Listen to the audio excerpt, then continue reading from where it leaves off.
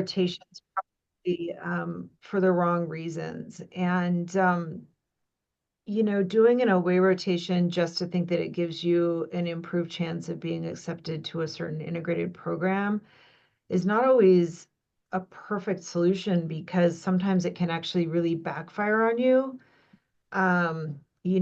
If you think that you're really going to love a program and you're realistic about your competitive chances of matching into a program, I think that doing an away rotation is a great experience to experience the culture of the program, and to learn. But doing an away rotation simply to check the boxes of doing 2 to 3 away rotations to get letters of rec is probably the wrong reason to do it. It's expensive, it takes you out of your comfort zone a little bit, but I do think that seeing new systems is really important. But I would encourage you all to, really do a lot of self-reflection on, what you love about CT surgery, maybe what you don't love about CT surgery. And then what I do with my local students is I make a list of places that they think might be good matches for them. And then we contact 3 to 4 programs, either through the program directors or via SLO. I think going through program managers or program directors is probably gives you better chances of getting that specific away rotation when you want it. And then doing it to really experience the culture to see if it would be a good fit for you for 6 to 8 years is the right reason to do it. Instead of just doing it because the Google Medical School document tells you to go do 2 to 3 away rotations. Thank you for Dr. Pereira and Dr. Meyerson. That's great. I'm like writing notes because I actually give. So why am I on this? So I'm a thoracic Because you're surgeon at Kaiser. awesome. Uh, and I give actually, this is my 4th year giving courses on, and I think that's why I spoke to Gianna at STS and whatnot, but this is my 4th year giving, I give like a week-long course on away sub-Is and stuff for overall for surgery. So not as much for just if it's just going to be, but I usually focus on it for the general surgery for away sub-Is and stuff. So I'm like writing notes down. This is great to hear, 2 experts, but, I would say, so for example, it's also where you come from too, what med school you're at right now. Not ranking wise med school, right? But if you're at a med school, right, that doesn't have a super strong cardiothoracic presence, right, or you don't have a lot of mentors there, I think it's going to be more important for you to do an away rotation. I went to med school at George Washington, and this was in 2005, right? I don't even remember. I don't even, yeah, I don't like, so I had to do away sub-Is, and I didn't want to stay in Washington, D.C. I'm from the Bay Area. So although I did my 2 away sub-Is, back then it was more general surgery based, right? So so I don't have that experience of integrated, but I can tell you for away sub-Is, it was important, just like Dr. Meyerson said and Dr. Pereira, is that be strategic about it though. Right. So I picked ones that I thought were right for me and also areas that I wanted to be. I was single, not married at the time. So I picked Columbia, New York, and I did UCLA, LA, New York and LA, right? Young, whatever. And then, but those are the programs at the time I thought that I wanted. I did end up matching at UCLA, and that was as a result of my away sub-I. It was in general surgery because that's the way we had to go.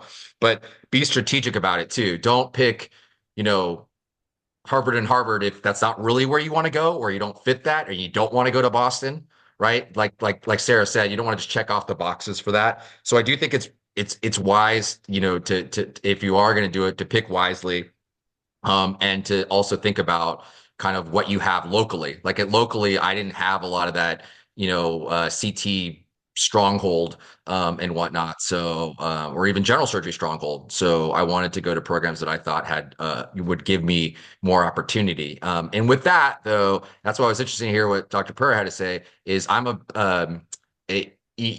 um, you have to, but you're right. It can hurt you too. And so I'll be very, very real. What UCSF will tell you is that they tell their, most of their students to not do away rotations because they want to go based off of, hey, you're already perfect. You already got research. You're already at UCSF. You're going to only hurt yourself at away sub-Is, right? And so that's why I partly give this course because I think that's crazy, but I don't know. Like, that's what you're just getting my opinion, and my take. So take everybody's opinion, but I think it can only help you unless you feel that you're going to struggle. Like Dr. Meyerson said, it's going to be a different environment at some malignant culture place versus some like toity super nice place, right? And you got to know where you excel in, right? Do you excel in that environment, negative reinforcement, or do you need positive reinforcement? But that's why you have the TSMA, right? They're going to tell you, hey, this program, you're not going to get Dr. Meyerson, Dr. Pereira, you're going to get like some jackass, you know? So, and they're still out there, right? We know that. We know them, right? And so you need to set yourself up in that right environment where you know you're going to do well in. So don't pick a program just because you think it's the best program, but you know you don't fit that culture, right? And so that's again that was my take on it. Think that you're going to do well, but you also have to set yourself into a program that you're doing your way so by that you think you can excel in. Yeah, I can give you all just a little example. I think my internet's acting up because it keeps knocking me out. So forgive me. Can you hear me? Okay. So I have an exceptional resident in one of my integrated programs. In fact, this resident's so exceptional that I thought we would never match him. And he did an away rotation at an institution that one of his mentors recommended. And he said that it was probably one of the worst experiences of his life. And he spent 4 weeks at that institution. And when it came to be time for interviews, they didn't even offer him an interview. And I think that, if you go out of state for a away rotation and you spend 4 weeks somewhere, like it's pretty certain that you get a courtesy interview, right? Like they didn't even give him a courtesy interview. And so it's really surprising to me because he, competed with my program with some very big name programs that I never know exactly if it's good luck that you get on a certain service when you're on your sub-I, or you can get bad luck when you get on a certain service when you're on your sub-I. And so I would really encourage you to talk to folks in your program or kind of talk to TSMA folks about different programs. Some programs also have like 8 to 10 sub-Is a month, and other smaller programs can only have like 1 or 2 sub-Is a month. And so if you're at a smaller program, you're going to get a lot more attention and be able to scrub in more and have more one-on-one with faculty. Whereas if you're one of like 5 sub-Is on cardiac service, you're going to get a very generic letter of rec at best that all of us have read hundreds of. And so that's kind of something else to consider.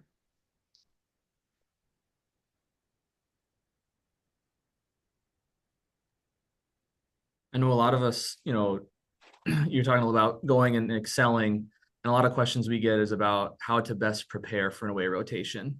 So what would your recommendations be in these months leading up to it? So I would say there's not a ton of preparing to do, but there is definitely a list of not to do's.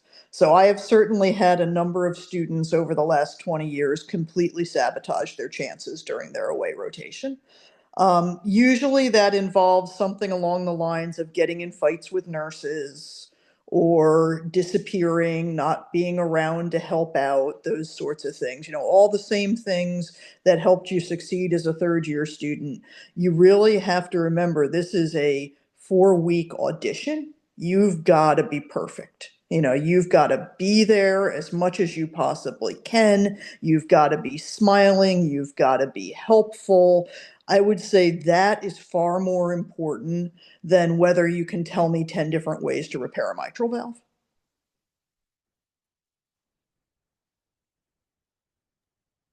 Ditto that. Amazing. Yes, the audition part. Totally agree. This is like an interview, but luckily you have 4 week interview and it's not a day long interview. So you do have exactly like what Shari said, like it is that like 4 week long interview. So what I did for my away sub-I, and I thought it really helped. I don't know if everybody still does this.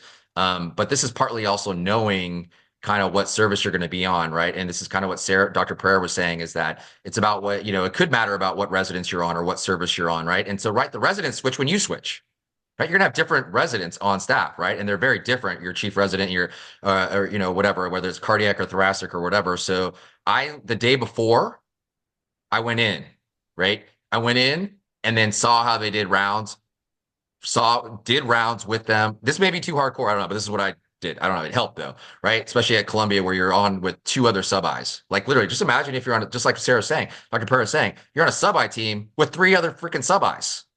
And they're only going to pick one of you, right? And you just got to hope that, it's annoying because you try to be friends, but you're like competing each other on the same team. So that's why you do have to pick do you go to the big name place that has like a million sub-Is, or do you kind of get a place where it's just going to be you and they're going to love you? But with that being said, I went in, rounded with them, saw what they had to do, saw what the intern did, because that's basically what I'd be doing, right? And then kind of met, kind of just rounded with them, saw it, and stayed the whole day, and then got the lay of the land, was able to log into the computer and everything. So I actually did do that the day before, was with them, and they knew that I wasn't going to be on my game, right? I was just kind of like observing or whatever, and they knew I'd be starting the next day. But I think that really helped, and I did that for both programs, and I think for me at least, it really helped. I actually did that on a second look. That's maybe too hardcore, but like I did that on a second look. But that's something separate. But anyways, I think that really helped me prepare.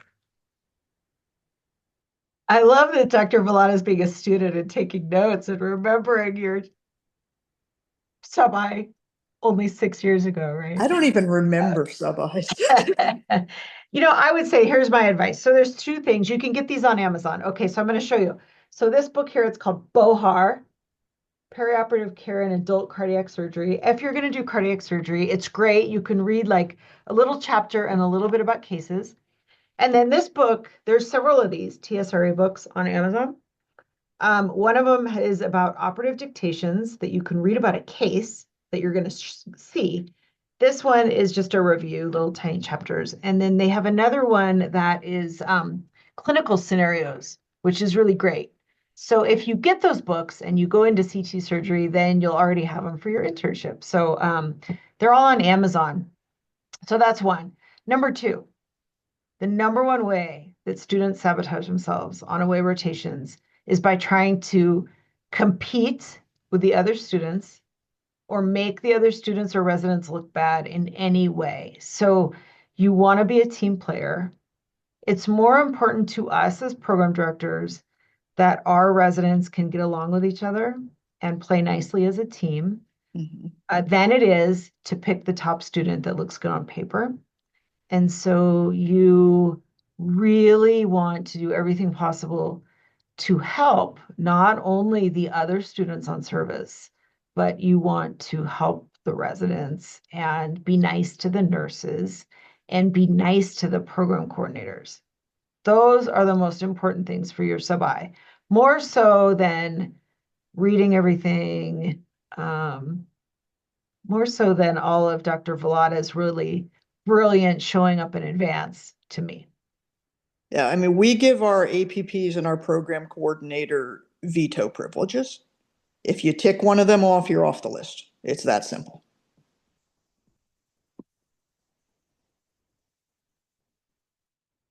So kind of continuing in that same vein, we already sort of touched on this, particularly Dr. Meyerson. What are some of the biggest pitfalls to avoid?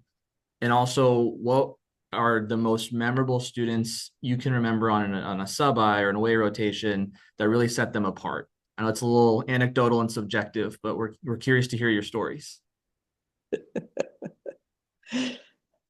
So I'll give you a good story.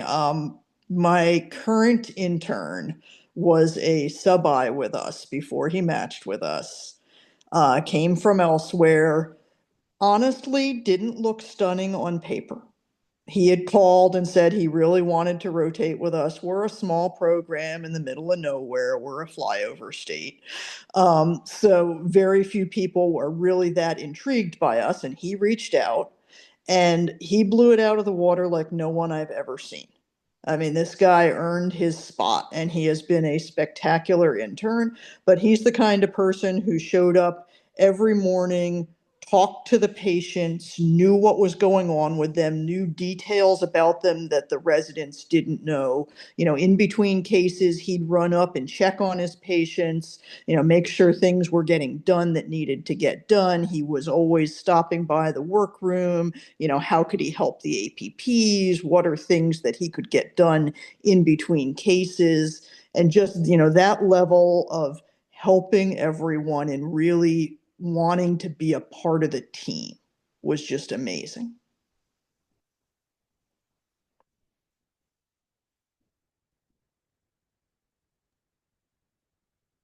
The other thing I was going to say is, as a sub-I, you're going to be in the OR a lot, whether it's cardiac, thoracic, general surgery, or whatever. I guess well, everybody's going to be cardiac and thoracic.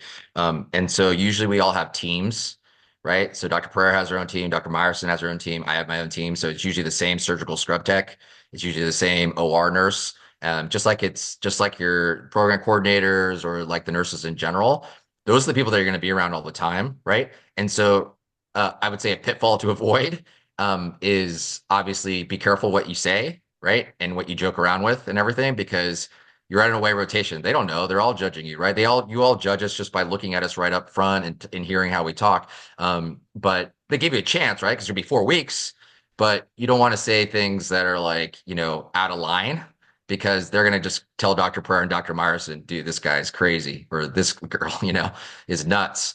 And then you're done, right? So, and you can see how we can be very relaxed in the OR. Everybody's gonna be different, but like we may be relaxed in the OR as the attending, and you can be relaxed per se, but you just have to be careful that you don't like Dr. Pereira said, don't upset any of them. Like if my scrub tech doesn't like the med student because he's either sometimes they can be too good, right? Too annoying, right? They're like, oh, let me, taking stuff from from things or just you could just tell they're really arrogant or the opposite, right? They're really, really terrible too. I'm not trying to scare you. I'm just saying that yes, that's where the 4 week audition is. And you have 4 weeks to do it. You don't have to just be all perfect on one day and you get better, right? You'll get better over that 4 week period, but we usually have teams and those teams are like our family, right? And so we trust what they say more than anything. And I'm not going to be, the attending's not going to be in the room when you're positioning or when you're, moving the patient over, right? If you're just on your computer the whole time and your iPhone the whole time and not moving the patient over and not getting gloves on and not, especially in thoracic, right? It's a pain in the butt to put them on left lateral, and everything. So yeah, if I find out, right, that you're not doing those little things because you're too busy worrying, writing your notes, in the OR, those things can hose you. Like those things are like my little pet peeves. And our surgical scrub techs and stuff will say that. It's sad, but it is subjective a little bit. But it's not super subjective. I'm just saying you just have to just work hard in the OR, even when the attendings are, you probably already know this, but it's not when the attendings are there that's really going to matter. It's when they're not there. It's when you're with just the residents or you're just with your scrub nurse or the surgical tech. They're the ones that know because they rotate. They see you guys they see new students and new residents every month, new fellows, right? They know the ones that are good and bad and the ones that are really trying. You don't be good or bad, but just try hard, right? Just do what got you to TSMA and all that stuff. And I would say stay polite and appropriate. You don't want to be too casual, even if the team knows each other really well and is casual and trash talking each other and that kind of thing. Don't play that game. You're a visitor on that team. You're not part of them. Yeah, we had a sub-I a couple years ago that I loved, and he matched in an amazing program. But he got so excited in the OR that he dropped profanity. Like he would say bad words. And I loved him, and our residents loved him. But I tell you, when it came time for our rank meeting, our division chief was like, I just can't do it. And so, um, that was that. He was brilliant. He was an amazing technician, but he couldn't filter his words in the OR. So that was bad. So I think what you can do to shine on your sub-I, I'm sure that was the question also, was a couple of things. Like I think that going to clinic with faculty, you get a lot more one-on-one.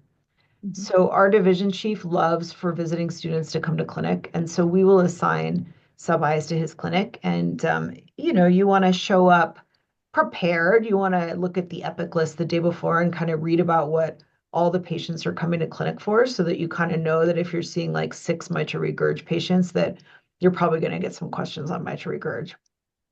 So I would suggest that you kind of volunteer for clinic with the key players. I think that's really important. And then we do case preparations by email with our residents and fellows. And so they send us like their case plan of what they want to do, and then they save all these case plans later, which I think is helpful when you're in practice. And so we've had a couple sub-Is that have just volunteered to write case plans to faculty, which is, it's brave, right? Like we would never expect a medical student to be able to do a cabbage, But the residents can help them with it. And then, their last week on their sub-I, I've had some medical students send me these case plans that are really, truly exceptional, that shows that they're paying attention. And I think that can really kind of make you shine and make the attending say, wow, that person really did their reading and they're really engaged. And all of our best sub-Is have kind of approached things like that.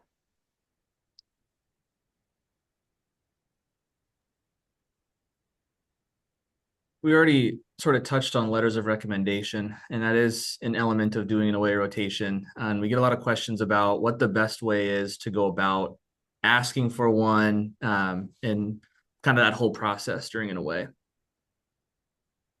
So I'll back that question up a little bit. Should you get a letter from an away rotation, which I think is a reasonable place to start.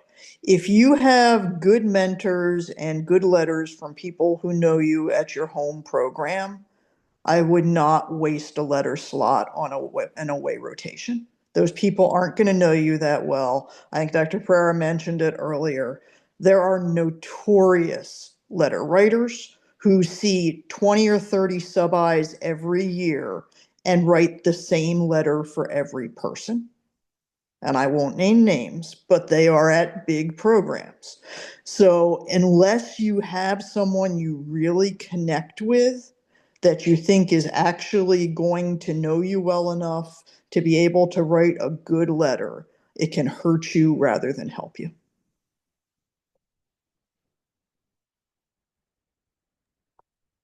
That's think in that's term, great. oh, go Oh, ahead. go ahead, sir. No, go ahead, sir. I think in terms of letters, it really depends on your institution. So I think that all of us look for letters from people that we know. So this is fully transparent. Like we make an Excel spreadsheet and we put all the letters of all the applicants, and it's one thing that we really consider. And if I see a letter from Dr. Meyerson or Dr. Velotta, I say, oh, those are great people. They're great surgeons. I really trust their opinion. We should read this and look at this person extra. So for integrated programs, I think that you definitely need really try to get two letters for people in CT because we all know each other. We're all a really small group. We all see each other at meetings. And, the academic surgeons know how to write good letters, and surgeons who love to teach, like Dr. Velotta, who's an amazing surgeon. He's academic affiliated in the Bay Area and writes really great letters. We all know you, Jeff. And some of the community surgeons in some areas will just write like a one paragraph letter on a blank piece of paper, and it's not as good of a letter. And so I think, one, try to get two CT letters, try to get either someone that's academic affiliated, who's into education, or who's in an academic center, because we all look for letters. That to me is actually the most important. I trust who I know. And what was my third point? I forgot my third point. I was up all night doing a dissection. It will come back to me. I would say if you do think you don't have great letters from your home place, you don't have a lot of surgeons there, and you really want to get a letter from somewhere that you're doing an away, let them know that up front. Hey, I haven't had a lot of people I've had a chance to work with. I'm going to spend a month with you. Sit down with the person you'd like to target for a letter at the beginning of your rotation and say, hey, if you can think about this while I'm there, and, let me know if there are things I can do to help make this a great letter. So my take on letters, I'll give you an example because I guess examples are the thing. I don't know why I keep giving examples myself because I can't think of other ones because I'm not a program director. So I have to give examples of myself. All right. So for example, so I did my away again. We didn't have an I6, right? But imagine it was competitive, right? So I did my general surgery sub-I at UCLA. It was me and another guy we were actually friends. And like Dr. Purr said, you have to be strategic about it. We luckily got along, so we didn't compete. But we were strategic about it a little bit for the letter, right? So like if you're on a big service or that certain people are you don't want to all ask the same person. I guess that's what I'm getting at. And you can take this for what it's worth. It may not be the right move. It worked out for me. I matched at UCLA. This is at UCLA. But it was kind of like his thing was like he's like the Whipple guy, right? And so he wanted to be with the Whipple guy. So it worked out. But we talked about this. That's why you got to communicate with your other bros and gals and stuff, right? Like he's like, yeah, I really going to be with the Whipple guy. And I was like, I didn't really care about Whipples. I just kind of wanted to see who I connected with. So kind of what Dr. Myers is saying in the beginning, be strategic about it. Yeah, don't be like crazy and follow the same attending around. But if there's certain attendings that you click with more than others, and you can just tell, or you could tell that certain attendings, you'll usually tell, right? Certain attendings are more interested in students and education.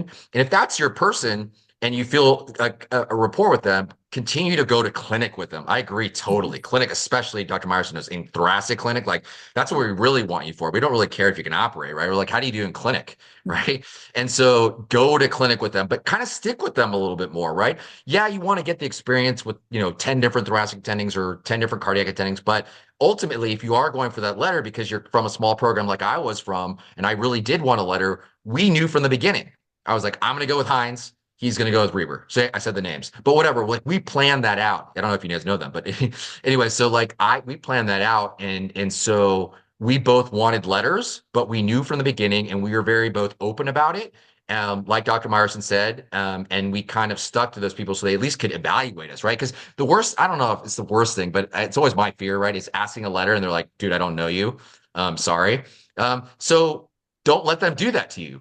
Like, make sure that you at least put your best foot forward. Like I said, you don't want to be overbearing and over grasping, but hey, if that attending's got a bunch of cases or it's got an add-on, right? The famous VATS D court add-on. Oh, are you going to go home at 5? No, you stay, right? If you stay, they're going to appreciate you, right? We don't, in this day and age, so many students just take off and we have to be nice about it now. Like it's not expected to just stay forever anymore, right? I even saw in the TSMA things you guys were saying, well, this is what time you come in and what time you leave and stuff. And some were right, some were weird, like so we as a sub-I, remember, you're not on the work hour restrictions. You are not on the, and I'll let Dr. Pereira and Dr. Meyerson say what they agree with, but as a med student, you're not on the work hour restrictions. So they don't necessarily have to regulate you, right? Like a resident, right? So if there is a later case or if there is something like those things will all help. And me as an attending, if I have a VATS D court case and it's 6:30 and the med student stays, like that's surprising. Like, why are they staying? Like this, or maybe they're just like gung ho. But if you continue to do that and you work hard, you just got to do it for 4 weeks, right? We know that you can't be like 120-hour weeks all out. You don't want to like drive yourself crazy. That's why you don't do more than 2 away rotations in my mind, but whatever, that's a different talk. But, like it's important to those little things that you can kind of do to separate yourself where that attending will be like, oh, I know you. I was up at 7 o'clock at night, or doing the aortic dissection with Dr. Pereira. If you're up on the aortic dissection because you're super fired up about cardiac, she'll remember that. She's like, oh yeah, I remember. Like you came in for that. You didn't just stay home, and we still like a little bit of that because I think the field has gone a little bit more to less hardcore, to more touchy-feely, which is totally cool. I think that's good. But I think there's also a balance of like in between the hardcore and between two, like, hey, it's a free for all and we're all like loosey goosey. So maybe somewhere in between. I went off on a tangent as well. I forgot, and I wasn't up late last night. But anyways, that's what I got. So I saw Dr. Pereira answered in the chat the question about congenital. I'll say I have a little bit of a different take on that.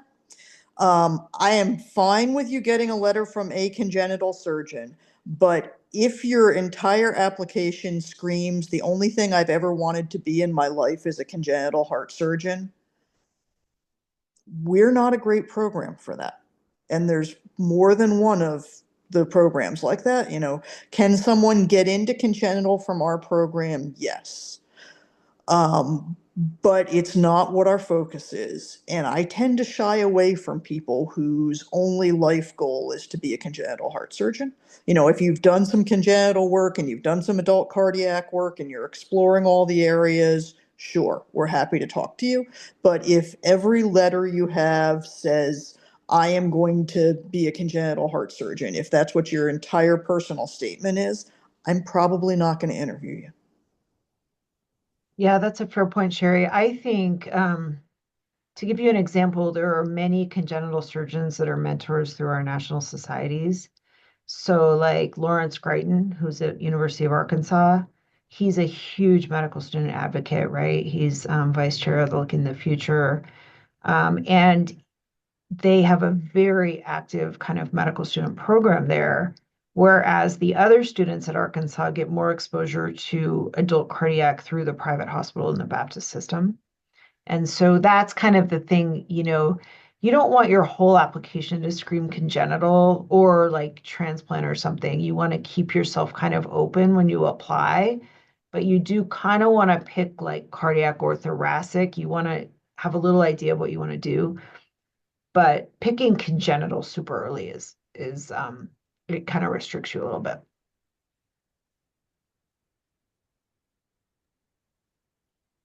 Beyond the end of the rotation and a possible letter of recommendation, do you all recommend trying to stay in contact with attendings, faculty, residents that you encountered on the way, and how to best go about that?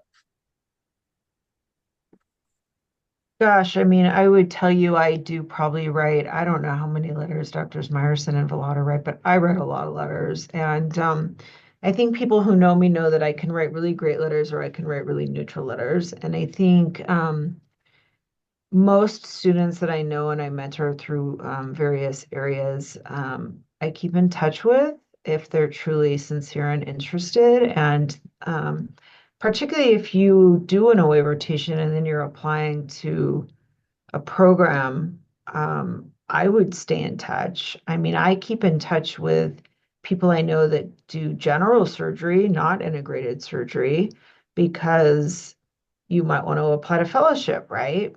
So I think it's useful.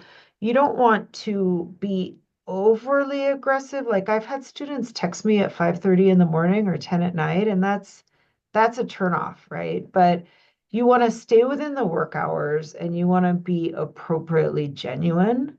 That would be my advice.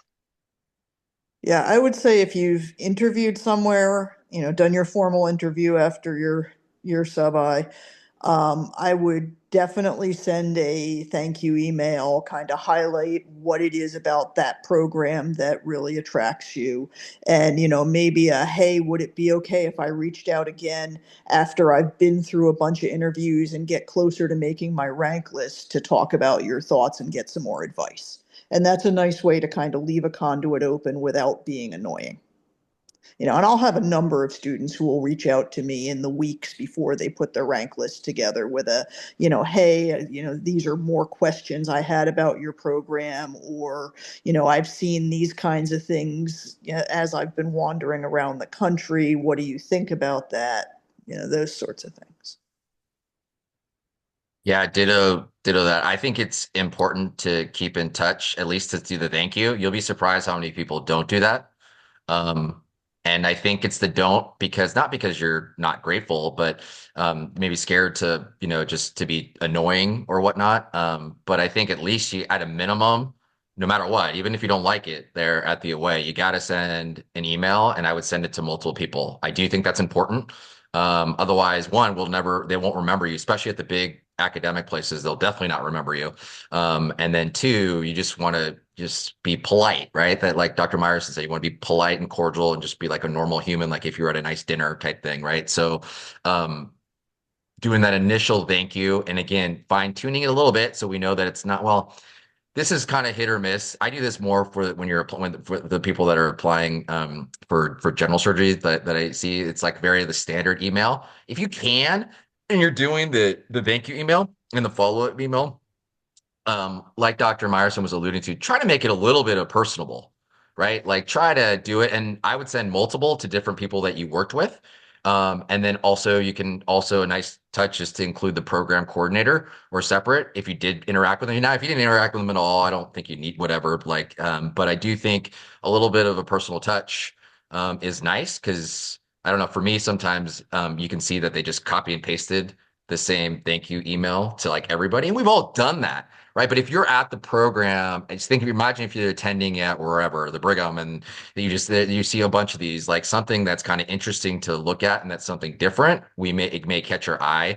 So that's important. And then if you really like the program in terms of follow up, like Dr. Pereira said, not too overbearing and not out of line, but we do appreciate, at least I do, if you're interested in things, and yeah, not all the time. You don't want to do too much, but if you stay in contact and if you're appropriate in things, I think we can feel that you may really like that. And I'm sure Dr. Pereira and Dr. Myers will tell you we like when you like the program. We want somebody to pick somebody that ultimately likes it, right? We don't want to just, you want to pick the best people, but you also want to pick the people that are the best fit for their program and that you're interested in the program. We like that. It's just human nature, right? But if you don't like the program, right, don't do that, right?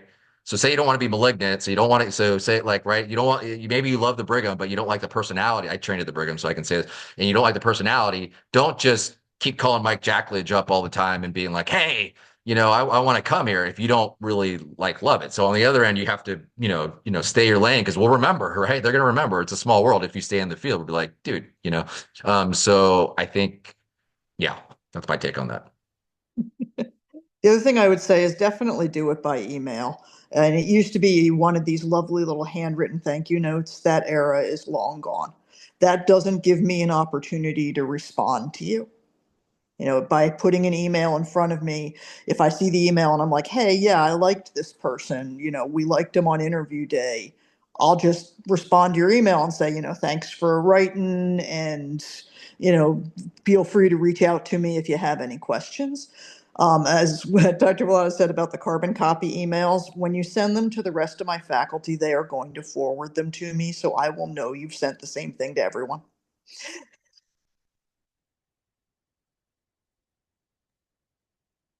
We have a question about maltreatment during an away rotation from either faculty or residents. We talked about it's important to stay polite and appropriate, but how would you go about handling if it's not that way, kind of the other direction, so to speak?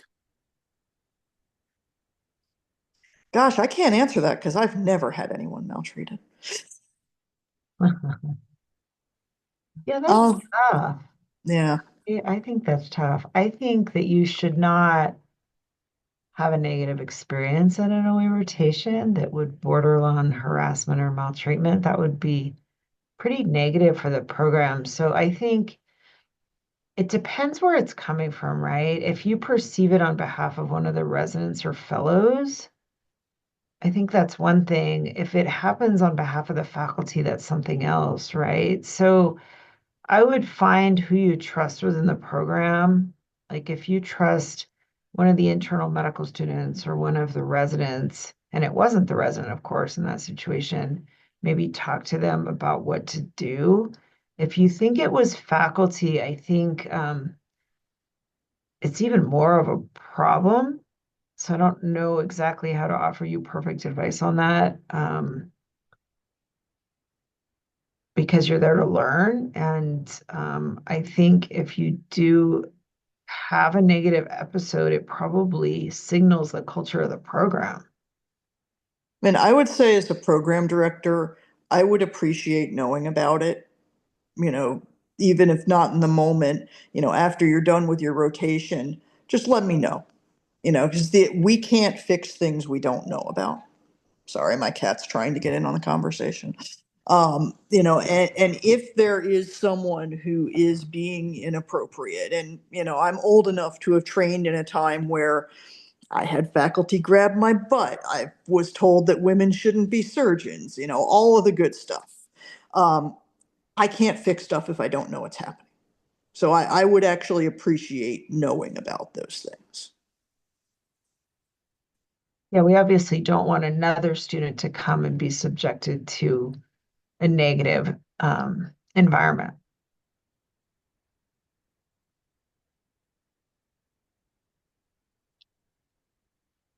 One take on that, the other take that I have on that, and I think you guys both alluded to it, about if it's from an attending, that really, and again, you pick which resident that you kind of like that you're on service with or whatever, but also get their take on it before you, don't also go too quickly to things, until you kind of get a sense, because right, you're new to this, and it depends obviously what's happening, but I'm just saying, whatever, say they were yelling at you too much in the OR or whatever, right? Something like that. It would be good to also touch base with some of the residents. Because if anything, right, you as the sub-I can touch, especially the intern, right? You feel you're only a year apart, right? And or even the junior resident or senior resident, kind of get their take of the fellow because they'll know the lay of the land, right? They'll be like, dude, that's fine. Or like, no, that's a problem. That's different. Like that's doing something different to what happened to you than what normally happens every month or whatnot. So I think also that's where you have to really be aligned with your residents a little bit. And that's why it's a team sport. And so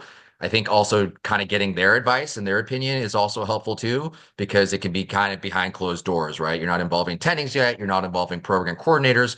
You're not involving anything. It's just kind of hear their take. I mean, it's just to get kind of their advice and their take on things because you may be like, dude, this is not right. And it probably isn't right, but at least you want to hear kind of what their take is on it, and things, at least in my opinion. I'd like to just make sure, because we're in a way rotation still too. And you obviously chose it for, for certain reasons, for the right reasons of like, hey, I really want to train there. So before you kind of have that, because right, if you have a negative experience like that, let's be honest, right, you're probably not going to want to go there, right? You're probably not going to like it's done, right? And so before you kind of seal that deal or whatnot, like that experience, even if it's just one attending or whatever, it'd be good to just make sure you do your homework a little bit because I don't know how common that is anymore. So that's why it's I don't know that realm of it. It was very common, like Dr. Meyerson said back when we were all training. So I just don't know if that's changed a bit or if it's, so it's an interesting question.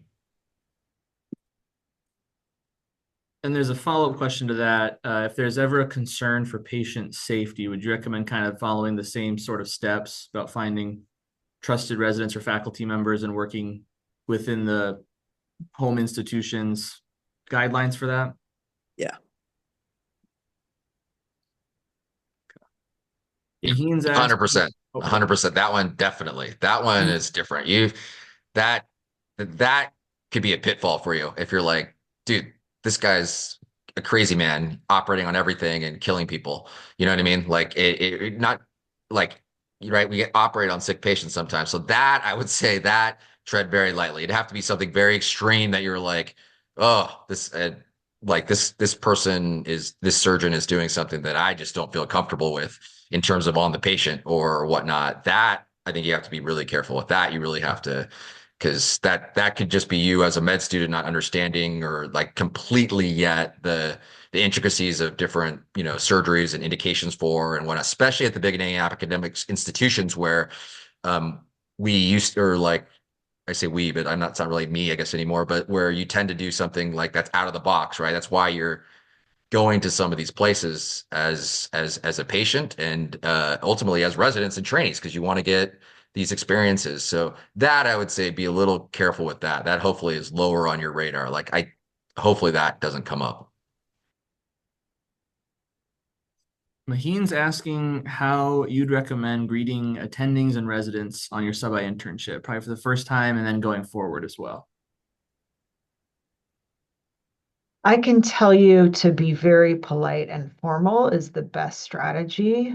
I had an experience that has happened more than once where students call me by my first name, and I kind of tend to ignore it, but my residents get really upset about it. And so, I don't think you want to be on a first name basis with faculty or residents or fellows. I would err on the side of being formal. I'm not a formal person, but that's still what I think would be the right thing to do. What do you think, Dr. Meyerson or Velotta? Yeah, absolutely. Like I said, it's similar to, how casual you can be in the OR. You are a visitor. You are someone who is auditioning for a spot. Keep it polite and professional.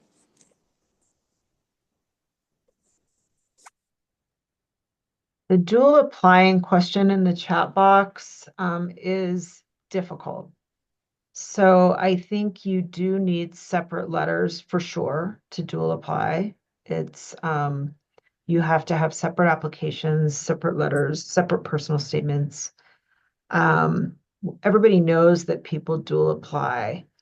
I think in terms of doing away rotations in both or focusing on CT, I think you just have to be realistic with your local mentors about your competitiveness for matching. I also think that advice from many thoracic surgeons, such as at my institution, Tom Varghese is a thoracic surgeon that used to be a program director. He tells really everybody that wants to do thoracic to concentrate on general surgery because a lot of integrated programs are more tailored to cardiac, whereas traditional or independent fellowship programs are more tailored to thoracic. That certainly is not a situation in Dr. Meyerson's program, where she's a thoracic surgeon, and there are many programs that take both tracks.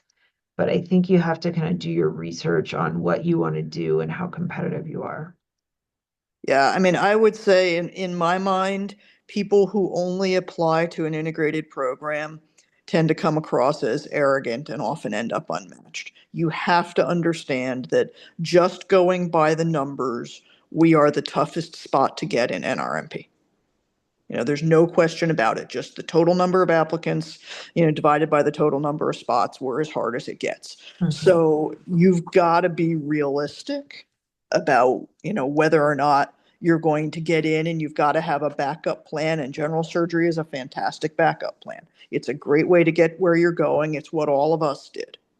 But so you've got to be realistic about that. But you also have to remember that most general surgery programs don't love the idea of training heart surgeons. So, the way I tell people to couch it is, you're looking at all your options. You really like cardiac surgery. There's things you like about vascular. You want to explore all of your options. You've done this research in cardiac. You're interested in these disease processes, but you really want broad training. And kind of slant your application that way for your general surgery application and keep those applications completely separate. But yeah, I think you have to dual apply in terms of the sub-Is. If you really want to go somewhere such as Mayo Clinic and they don't have an integrated program, then you probably do want to do a sub-I at Mayo Clinic in general surgery. Mm-hmm. I recommend to my local students to always do a local sub-I in general surgery, right? That's your backup. So that shows your local program that you're interested in staying at your local program in general surgery. That's positive and that's easy. It's not expensive. Yeah, I think again, it depends on what your program is like. So there are medical students who are from places that don't really have a general surgery residency, and they may not have that option locally. So if you don't have, good letters that you can get or good experiences at your local place, do an away rotation in general surgery. It's a good experience. And probably trauma surgery is a really popular one to get you great letters. Trauma surgeons tend to write group letters. So they'll have like 5 or 6 surgeons that write a letter together. So they tend to be very strong letters in trauma. And, that will say, hey, I can't decide if I want to do trauma or thoracic or cardiac. I like all these things. And that's why I'm applying to general surgery. Well, interesting question in the chat from Gabriel. Yeah, I'll give you my take on that. About the integrated, this whole integrated I6, and does it negatively affect when you're applying to I6 and general surgery, especially at the same program? I think you guys heard it from you all heard it from all of us, but I think the numbers wise, I mean, I was just reading that article from JTCBS about like how hard it is, and Dr. Meyerson said about the I6, no matter what, no matter how much of a super surrogate, it's just a numbers game, right? So I think that should go away. I mean, this is just my opinion, right? So you're gonna listen to everybody, different people, but that it shouldn't matter. You should. Like there's people that, and I don't know if Ali's on, but like we had this talk last year at STS, like I think it's weird that some faculty are saying it doesn't look good if you're applying to general surgery as well. I was like, well, then you're gonna go unmatched. Okay. Yeah. And even if you're a superstar, right? You're gonna go unmatched, dude. And even the classic CT surgery fellowship, the real classic one, the unmatched rate was 45%, right? That is still the hardest. That's harder than peds now because nobody wants to go into peds anymore, right? Peds is ugh. So I'm just kidding. So, like I think you got to do both because you're too arrogant if you think you're going to go unmatched. And it's always sad when we see good people go unmatched, right? It happens every year. Yeah. Now, it didn't always happen that way, but now it does. And so I think you shouldn't even worry. That's a great question because I know that's on some people's minds, but I think you have to apply to both when you're doing an I6. And that's, again, another plug for general surgery. Maybe we're old school a little bit, but general surgery is still the foundation. Even a cardiac, right? You got to be able to like sew a bowel too, even though you don't like bowel. But like, I think, especially with thoracic 100%. I am on board with what Tom Varghese says, not just because he's Tom Varghese, but because, I think you really have to have that general surgery mindset a little bit. So if you are a thoracic applying, my take on it is I6 is not as sexy and exciting. I'll just go out and say it right there. Sorry, Cher. It's We great. have a thoracic track. We like general thoracic surgeons. Exactly, but it's so few. It's so few, Sherry. Like There that's what I'm are. saying. There's only So 3 thoracic tracks in the country right now. right? And there's going to be 200 people that want to do it. So you still have to know the general surgery side point. And so don't take for granted general surgery. I know in this heightened age, it's in the 4-3, and even right, and you have a chance for 4-3s now, right? So still have that strong breadth in general surgery. Don't right like that. You're right. General surgery people don't like, especially congenital or cardiac people that are like so gung ho. That will turn them off. Mhm. So don't burn your bridges in general surgery. Like, yes, I don't like doing inguinal hernias and I don't do that, but I still knew I had to get through some of that to get to, and we didn't have a choice back then, but, there is some, I think don't discount general surgery, especially a good categorical program, right? It's not the end of the world. Now I6 is right. You have to do 2 years of research anyways, or some people do 3 years of research I6. It's not like it's going to be that much shorter. And now they do super fellowships. So don't forget about your general surgery brethrens, because I still think as a thoracic surgeon, I'm very happy that I went the 5+2. Like at UCLA, it's 5 general surgery and then two research years, right? So, and then just 2 years of fellowship, whatever. So I don't know. That's a little plug for that. And I would say, as far as the question that was actually asked, no integrated program is ever going to be mad at you for applying to general surgery in the same institution. We expect it. General surgery programs can be a little touchier about it, but quite honestly, it's not like I sit down with the general surgery PD and tell them who's applied to me. We don't really talk. Unless you're like, so a few years ago, I was the program director of both thoracic and general surgery at Northwestern. Yes, I knew who was applying to both, and no, I didn't care. So I don't think that's as big of a deal. Yeah, I would agree with that. I just wanted to say a little bit about international medical grads because I am a huge supporter of international medical grads, but I think the current advice would be to focus on general surgery. There are so few international medical grads, maybe one every other year that matches an integrated. I would not waste an away rotation on cardiac. I would focus on general surgery, get a general surgery spot, and then apply to independent programs. Yeah, I think that's fair. There's a question about benchmarking your competitiveness for an integrated program, given the lack of data, because it's just kind of a smaller field and a smaller part of the like the match statistics. What would you advise for that? So that's an interesting question. I think the advantage of it being a smaller field is that we've always been holistically reviewing applications. It's not like general surgery where they used to have cut points for step scores and that kind of thing, because we can actually look at everyone. So I don't know that there really are objective ways to benchmark yourself. I think you have to have shown that you have explored the field.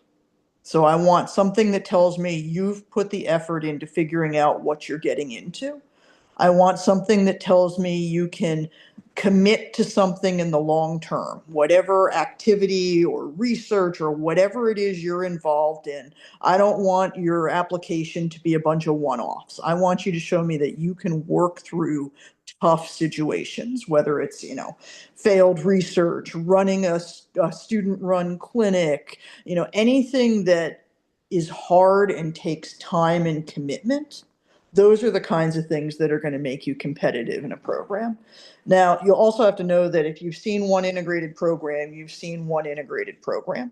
there aren't a whole lot of things that everyone has in common. There are places that if you haven't done serious research, they're not going to think about you. There are places that really don't care if you do research. There's a place that will fit everybody. And you got to figure out, what kind of place is going to work best for you. I will tell you, if you have failed step one, that's going to hurt you. If you failed one of your third year rotations and had to repeat it, that's going to hurt you.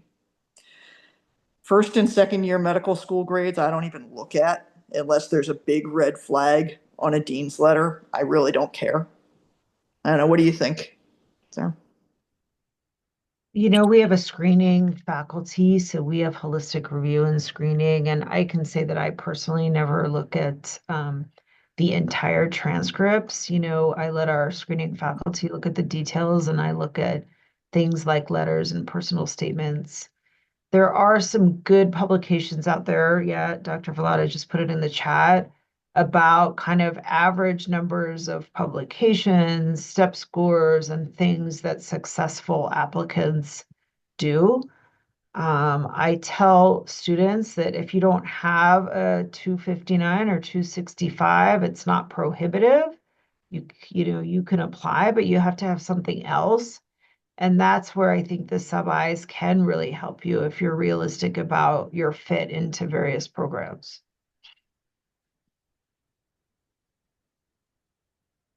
I want to be respectful of everyone's time since we're at kind of that 6 o'clock hour. So we'll just take one more question. Jay asked what your thoughts are on the timing of aways with the cost and benefit of an away after August.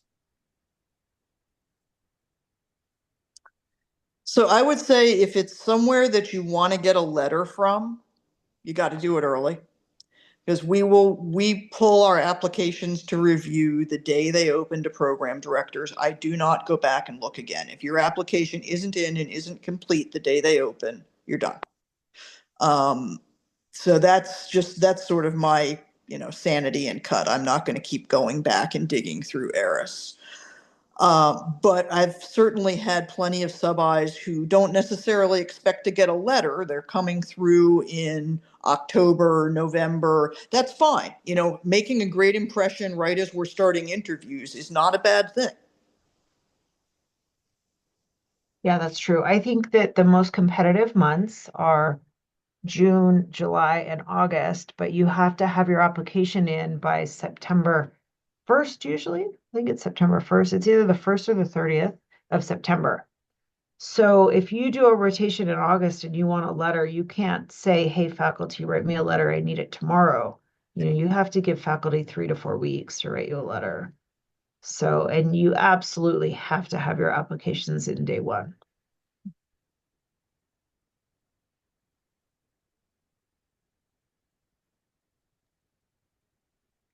Since it's now 6:02, I want to just give everyone a chance. I'll give everyone a nice out.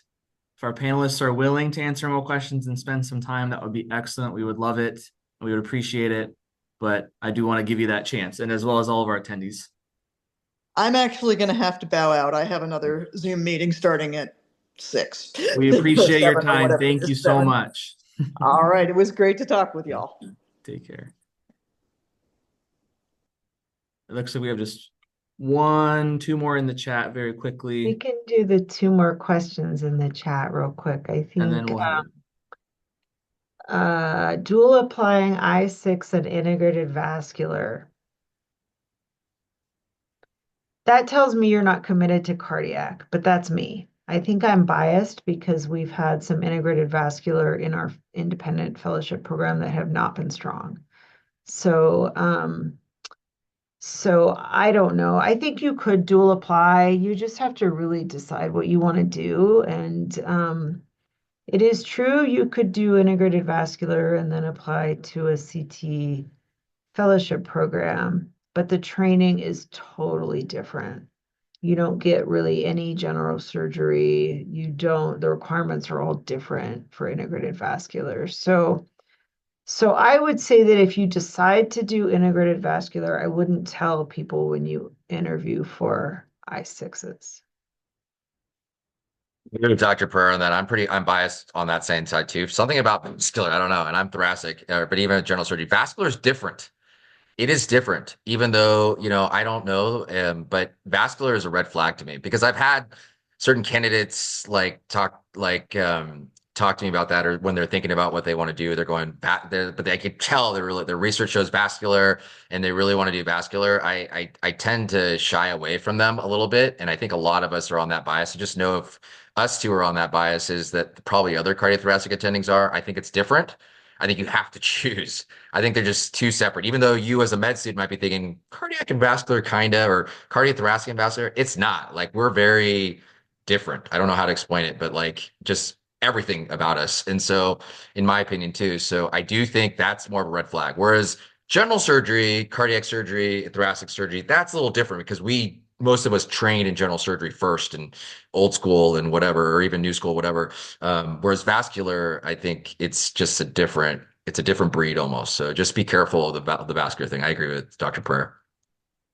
Yeah, and the truth is, I did vascular for 10 years of my career. I did general surgery 5 years, and I did a traditional 3-year fellowship. So, to me, I had really exceptional vascular training, and now I do a ton of structural and, wire skills are easy. But so I think just the integrated vascular programs are so much different that when people apply to that, it tells me that they want wire skills. And there's little open operating and there's little general surgery. Let's And then see. the last question is just a spin on that, asking about, doing a cardiac surgery traditional fellowship after an integrated vascular residency versus general surgery residency. I'm super biased. I've had really negative experiences with integrated vascular graduates. So that's just my personal bias that I'm aware of. But I think all of our faculty where I am are also biased, and we usually will not interview people in our programs that do integrated vascular first. Perfect. Well, thank you so much for the 6 extra minutes of Yeah. your time tonight. We appreciate it a lot. I think we covered a lot of ground, answered a lot of questions. This has been super helpful. So truly, thank Yeah. you so much. It's totally doable, everyone. You just have to get some mentors. Go to STS, WTS, get some mentors. There's sign-ons on the websites. They'll assign you mentors. The more mentors, the better advice you get. We should all do Dr. Pereira's looking to apply for Dr. Pereira's looking to the future STS scholarship, right? That's the premier one. That's the That's best one. So premier. Give apply to it. preference to MS1s through MS3s. So by the time you're in MS4, you're too late for these scholarships. So think about that for the early folks. All right. Yeah, and thanks for putting this on, Andrew. Good job. Well, I appreciate it. Thank Hey, you. Dr. Thank you so Velotta. Thank you much. so much. All See right. you, Sarah. Thanks, Bye. Andrew. Have a great Okay, rest of your bye. night. Take care. Take care.